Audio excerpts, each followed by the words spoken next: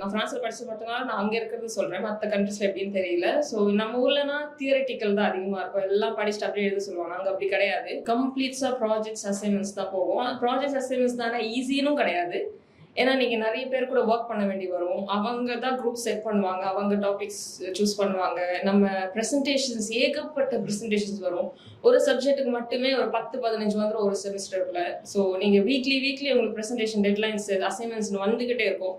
And அதுவும் நீங்க நெட்ல இருந்து இதெல்லாம் சூஸ் பண்றது கொஞ்சம் கஷ்டம் தான். ஏன்னா மேக்ஸிமம் நம்மளும் எஃபர்ட் போடணும். ஏன்னா அதெல்லாம் ஈஸியாக கண்டுபிடிச்சிருவாங்க. நம்ம ஊர்ல மாதிரி இல்லை.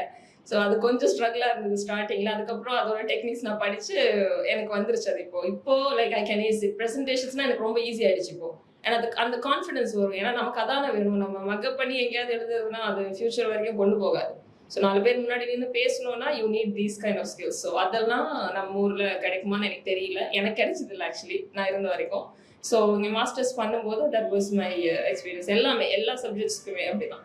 Accept finance and maths. அது மேபி கொஞ்சம் நீங்கள் சூஸ் பண்ணுற சப்ஜெக்ட்ஸ் பொறுத்து இருக்கும். மற்றபடி எல்லா சப்ஜெக்ட்ஸுக்குமே நான் எல்லா தெரிஞ்ச டிபார்ட்மெண்ட்ஸும் இப்படி தான் பண்ணுறாங்க. ஸோ லைக் ஸோ இதுக்கெல்லாம் நீங்கள் ப்ரிப்பேர் ஆகணும். பேச நிறைய கற்றுக்கணும்.